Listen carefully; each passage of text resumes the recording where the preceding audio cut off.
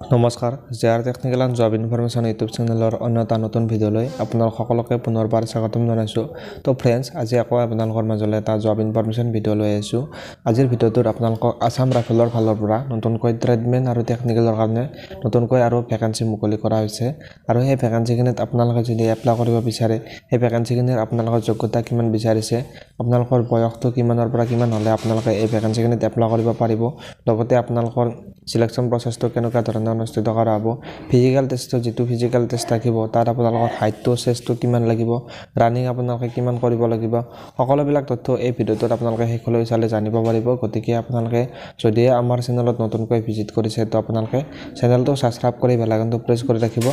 এইকাৰণে প্ৰেছ কৰি ৰাখিব যাতে এনেকুৱা ধৰণৰ নতুন নতুন জব ইনফৰমেটিভ ভিডিঅ' আপলোড কৰাৰ লগে লগে আপোনালোকে নটিফিকেশ্যনবিলাক লগে লগ পাই যায়। তেনে বলকচোন ফ্ৰেণ্ড, আজি যিটো আপোনালোকক ভিডিঅ'টোত যিটো আছাম ৰাইফলৰ ফালৰ পৰা যিখিনি নতুনকৈ টেকনিকেল আৰু ট্ৰেডমেনৰ ভেকেঞ্চি মুকলি কৰা হৈছে, এই ভেকেঞ্চিখিনিৰ ডিটেইলছত আপোনালোকক ষ্টেপ বাই ষ্টেপ জনাব।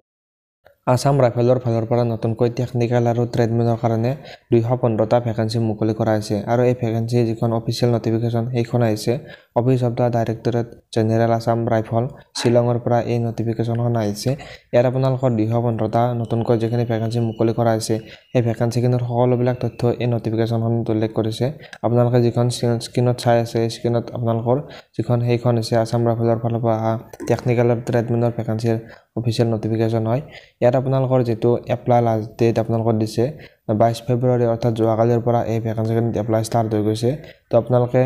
এতিয়ালৈ আপোনালোকে আছাম ৰাইফলৰ টেকনিকেল আৰু ট্ৰেডমেনত ভেকেঞ্চিখিনিত এপ্লাই চলি আছে, গতিকে আপোনালোকে এই ভেকেঞ্চিখিনিত এপ্লাই কৰিব পাৰিব। ট্ৰেডমেন আৰু টেকনিকেলৰ সেইখিনি আপোনালোকৰ গ্ৰুপ বি আৰু গ্ৰুপ চি বুলি ভেকেঞ্চি বুলি ইয়াত উল্লেখ কৰিছে। আৰু টোটেল ভেকেঞ্চি আপোনালোকৰ 215টা ভেকেঞ্চি মুকলি কৰা হৈছে। ইয়াত আপোনালোকৰ সকলোবিলাক ল'ৰা ছোৱালীয়ে এই ভেকেঞ্চিখিনিত এপ্লাই কৰিব পাৰিব। ST SC OBC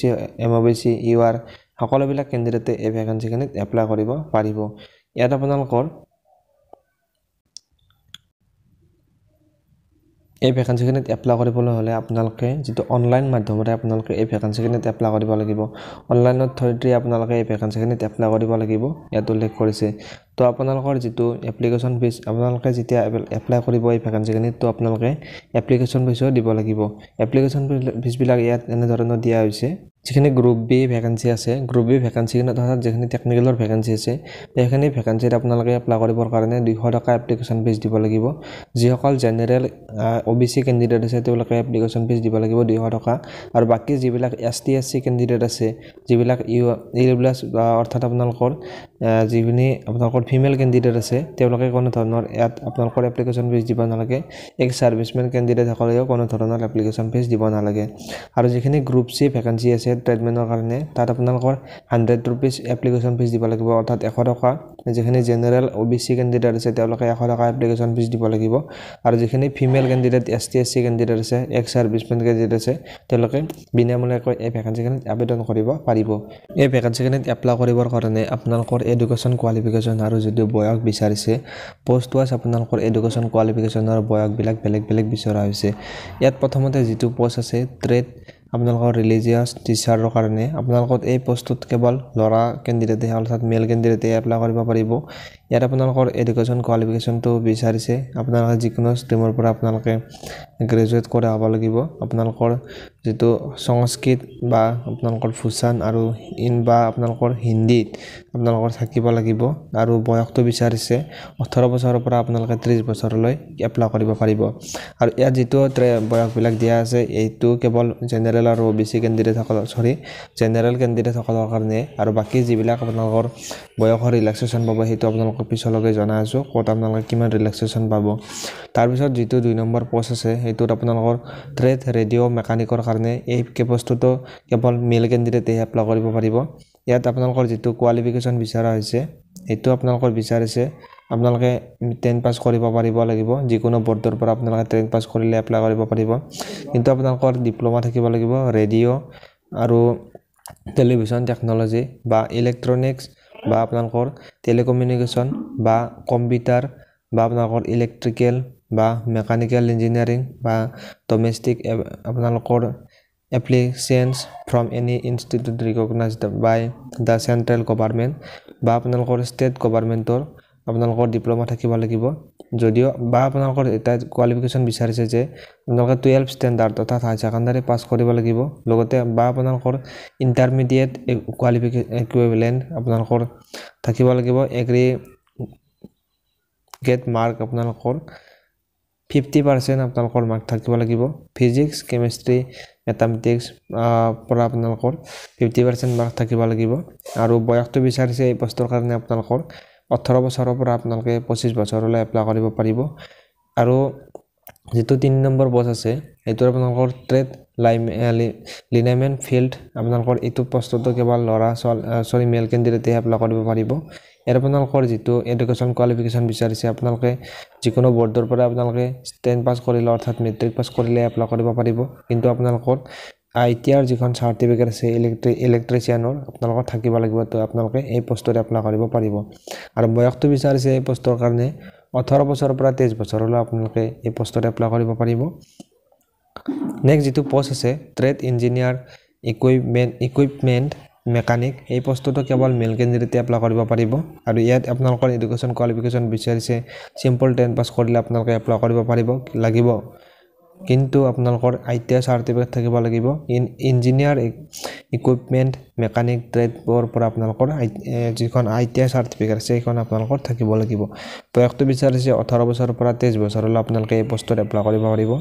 তাৰ পিছত যেটো 5 নম্বৰ পোষ্ট আছে হেইটোত আপোনালোকৰ ট্ৰেড ইলেক্ট্ৰিচিয়ান মেকানিক ভেহিকুলাৰ পোষ্ট হয় এটোত মখল মেল ক্যান্ডিডেটে এপ্লাই কৰিব পাৰিব ইয়াত আপোনালোকৰ যেটো 10 পাস ক্যান্ডিডেট সকলে এই পোষ্টত এপ্লাই কৰিব পাৰিব কিন্তু আপোনালোকৰ আইটিআই সাৰ্টিফিকেট থাকিব লাগিব মটৰ মেকানিকৰ পৰা আপোনালোকৰ আইটিআই সাৰ্টিফিকেট থাকিব লাগিব আৰু বয়সটো বিচাৰিছে 18 বছৰৰ পৰা আপোনালোকে 23 বছৰলৈ এই পোষ্টত আপোনালোকে এপ্লাই কৰিব পাৰিব বাকি পোষ্ট বিলাকৰ যিখিনি পোষ্ট আছে আপোনালোকৰ সেইখিনি ডিপ্লোমা লাগে যেটো আপোনালোকৰ ডিপ্লোমা নলগা পোষ্ট হয় যেটো আপোনালোকৰ ছোৱালী ক্যান্ডিডেট অৰ্থাৎ ফিমেল ক্যান্ডিডেট এপ্লাই কৰিব পাৰে সেই পোষ্টৰ বিষয়ে আপোনালোক জনাইছো ইয়াত আপোনালোকৰ যেটো ট্ৰেড ফাৰ্মাসিষ্ট আছে তাৰ আপোনালোকৰ সিম্পল হাই ছেকেণ্ডাৰী পাস কৰিলে এপ্লাই কৰিব পাৰিব যদি আপোনালোকে ডিগ্ৰী কৰি থৈছে তো আপোনালোকে যিকোনো ষ্ট্ৰীমৰ পৰা আপোনালোকে এই পোষ্টত এপ্লাই কৰিব পাৰিব কিন্তু এই পোষ্টত আপোনালোকৰ ল'ৰা ছোৱালী দুটাই ক্যান্ডিডেটে এই পোষ্টত এপ্লাই কৰিব পাৰিব আৰু যেটোত আপোনালোকৰ সিম্পল যেটো আপোনালোকৰ 10 পাস আছে যেটো অকল সিম্পল 10 পাস বিচাৰিছে এই পোষ্টটো হৈছে সাফাই ইয়াত আপোনালোকৰ ট্ৰেডমেনৰ ভ্যাকেন্সি হয় তো সৰি ট্ৰেডমেনৰ পোষ্ট হয় তো আপোনালোকৰ সিম্পল 10 পাস কৰিলে আপোনালোকে এই পোষ্টত এপ্লাই কৰিব পাৰিব ইয়াত কোনো ধৰণৰ আপোনালোকৰ এক্সপেৰিয়েন্স বা কোনো ধৰণৰ ইয়াত সাৰ্টিফিকেট বিচৰা নাই ইয়াত আপোনালোকৰ সিম্পল 10 পাস কৰিলে এই পোষ্টত এপ্লাই কৰিব পাৰিব কিন্তু অকল মেল ক্যান্ডিডেটে এই পোষ্টত এপ্লাই কৰিব পাৰিব আৰু ইয়াত বয়সটো বিচাৰিছে যেটো সাফাই আছে তাত আপোনালোকৰ 18 বছৰৰ পৰা 23 বছৰলৈ এপ্লাই কৰিব পাৰিব সাফাই পোষ্টত ফ্ৰেন্ডস ইয়াৰ আপোনালোকক যিখিনি পোষ্টৰ বিষয়ে জনালো যেটো আপোনালোকৰ প্ৰাইভেট পোষ্টতে এডুকেশ্যন কোৱালিফিকেশ্যনটো ডিপ্লোমা আৰু সাৰ্টিফিকেট বিচাৰিছে আৰু যিসকল আপোনালোকৰ সিম্পল 10 পাস ক্যান্ডিডেট আছে তেওঁলোকৰ কাৰণে বহুতে কম পোষ্ট আছে ইয়াত আপোনালোকৰ আছে গতিকে আপোনালোকে এপ্লাই কৰিব পাৰে আৰু যেটো আপোনালোকৰ বয়সৰ ৰিলেক্সেশন এইটো আপোনালোক জনাব বিচাৰিছো বয়সটো কিমান ৰিলেক্সেশন দিয়া হৈছে ইয়াত আপোনালোকৰ এসটি এসসি সকলৰ কাৰণে 5 বছৰ ৰিলেক্সেশন দিয়া হৈছে ওবিসি সকলৰ কাৰণে 3 বছৰ ৰিলেক্সেশন দিয়া হৈছে আৰু আপোনালোকৰ সাৰ্ভিং আসাম ৰাইফল পাৰ্সনেল আপ টু 35 বছৰলৈ এপ্লাই কৰিব পাৰিব ৰিলিজন ফৰ যিকোনো ৰিলিজনৰ টিচনৰ কাৰণে আৰু আপোনালোকৰ যেটো এক্স সাৰ্ভিসমেন আছে তাৰ আপোনালোকৰ 3 বছৰ ৰিলেক্সেশন দিয়া হৈছে ইউআৰ কাৰণে অৰ্থাৎ জেনাৰেল ক্যান্ডিডেট সকলৰ কাৰণে যেটো এক্স সাৰ্ভিসমেন ওবিসি ক্যান্ডিডেট আছে তেওঁলোকৰ 6 বছৰ ৰিলেক্সেশন দিয়া হৈছে আৰু এক্স সাৰ্ভিসমেন এসটি এসসি সকলৰ কাৰণে 8 বছৰ ৰিলেক্সেশন দিয়া হৈছে এবাৰ আপোনালোকৰ যেটো ইয়াত আপোনালোকৰ হাইট আৰু চেষ্টটো বিচাৰিছে ইয়াত আপোনালোকৰ যিখিনি সিম্পল ক্যান্ডিডেট আছে অৰ্থাৎ নৰমাল ক্যান্ডিডেট আছে তেওঁলোকৰ কাৰণে হাইটটো বিচাৰিছে ল'ৰা সকলৰ কাৰণে 170 সেন্টিমিটাৰ আৰু নৰমালটো আপোনালোকৰ যেটো চেষ্ট সেইটো বিচাৰিছে 80 আৰু এক্সপেন্ডেড কৰি আপোনালোকৰ 85 সেন্টিমিটাৰ হ'ব লাগিব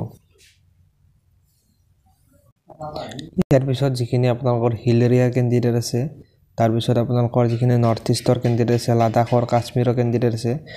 তাত আপোনালোকৰ যিখিনি ক্যান্ডিডেট আছে এই ক্যান্ডিডেটৰ কাৰণে ৰিলেক্সেশন দিয়া হৈছে হাইটটো 165 সেন্টিমিটাৰ হলে এপ্লাই কৰিব পাৰিব আৰু ফিমেল ক্যান্ডিডেট সকলৰ কাৰণে হাইটটো বিচাৰিছে 155 সেন্টিমিটাৰ আৰু নৰমাল চেষ্টটো আপোনালোকৰ বিচাৰিছে 78 আৰু এক্সপেন্ডেড কৰি আপোনালোকৰ 83 সেন্টিমিটাৰ হ'ব লাগিব তাৰ পিছত আপোনালোকৰ ইয়াত যেটো ফিজিক্যাল এফিসিয়েন্সি টেষ্ট অৰ্থাৎ আপোনালোকৰ যেটো ৰানিং হ'ব ৰানিংটো আপোনালোকৰ ল'ৰা ক্যান্ডিডেটৰ মেল ক্যান্ডিডেটৰ ৰানিং হ'ব 5 কিলোমিটাৰ টাইম থাকিব 24 মিনিট আৰু ফিমেল ক্যান্ডিডেটৰ ৰানিং হ'ব 1.6 কিলোমিটাৰ তাত আপোনালোকৰ টাইম থাকিব 8 মিনিট 30 ছেকেণ্ড আপোনালোকৰ টাইম থাকিব যেখানে লাডাখ ৰিজনৰ কেণ্ডিডেট আছে তেওঁলোকৰ মেল কেণ্ডিডেটৰ ফৰ্মে ৰানিংটো ইয়াত দিছে 1.6 কিলোমিটাৰ আপোনালোকে ৰানিং কৰিব লাগিব তাৰ পৰা 7 মিনিট টাইম থাকিব আৰু ছোৱালী কেণ্ডিডেটৰ কাৰণে আপোনালোকে ৰানিং কৰিব লাগিব 800 মিটাৰ ৰানিং কৰিব লাগিব তাত আপোনালোকৰ টাইম থাকিব 5 মিনিট আপোনালোকৰ টাইম থাকিব তো আপোনালোকে নিশ্চয় ফিজিক্যাল এফিচিয়েন্সি টেষ্টৰ বিষয়ে গম পালে যে আপোনালোকৰ ৰানিংটো আৰু হাইটটো আপোনালোকৰ কিমান বিচাৰিছে এইটো আপোনালোকে নিশ্চয় গম পালে তাৰ পিছত যেটো আপোনালোকৰ পোষ্ট হোৱা যিখিনি ভ্যাকেন্সি এই ভ্যাকেন্সিখিনি ডিটেইলছখিনি আপোনালোক জনাব বিচাৰিছো যেটো ৰিলিজিয়াছ টিচাৰ আৰটি আছে তাত আপোনালোকৰ পোষ্ট আছে টোটাল পোষ্ট আছে 3টা যেটো ৰেডিও মেকানিক আৰএম আছে অৰ্থাৎ চুমকৈ আৰএম বুলি কোৱা হয় ইয়াত পোষ্ট আছে 17টা লাইনমেনৰ কাৰণে আপোনালোকৰ যেটো ফিল্ড লাইনমেন আছে তাত আপোনালোকৰ 8টা পোষ্ট আছে যেটো আপোনালোকৰ টোটাল পোষ্ট যদি ইয়াত চাবলৈ যাও 215টা টোটাল পোষ্ট আপোনালোকৰ মুকলি কৰা হৈছে ইয়াত আপোনালোকে যদি এই ভ্যাকেন্সিখনৰ প্ৰতি ইন্টাৰেষ্ট আছে তো আপোনালোকে এই ভ্যাকেন্সিখনত এপ্লাই কৰিব পাৰিব যেহেতু ইয়াৰ এপ্লাই এতিয়া চলি আছে তো আপোনালোকে যদি ডিটেইলছখিনি ভালদৰে বুজি পালে যিখিনি পোষ্ট মুকলি কৰা আছে 215টা আসাম ৰাইফলৰ ফালৰ পৰা ডিফাৰেন্স আপোনালোকে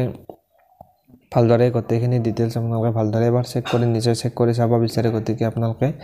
যেটো আপোনাৰ টেলিগ্ৰাম গ্ৰুপ আছে তাত আপোনালোকৰ যিখন অফিচিয়েল নোটিফিকেশন হয় নোটিফিকেশনখন ইয়াত আপলোড কৰি দিয়া আছে টেলিগ্ৰাম গ্ৰুপত বা আপোনালোকে আমাৰ যেটো হোৱাটসঅ্যাপ গ্ৰুপ আছে লিংকটো ডেসক্ৰিপচনত পাই যাব তাতো আপোনালোকে যিখন অফিচিয়েল নোটিফিকেশন হয় তাত আপোনালোকে লাভ কৰিব গতিকে আপোনালোকে যদি নিজে ভালদৰে এবাৰ নোটিফিকেশনখন ভালদৰে চেক কৰি চাব বিচাৰে চেক কৰি চাব পাৰিব আৰু যদি আপোনালোকে নতুনকৈ আমাৰ চেনেলত ভিজিট কৰিছে তো আপোনালোকে চেনেলটো সাবস্ক্ৰাইব কৰি বেল আইকনটো প্ৰেছ কৰি ৰাখিব চাই ৰাখিব JR technical and job information YouTube channel ধন্যবাদ জয় অসম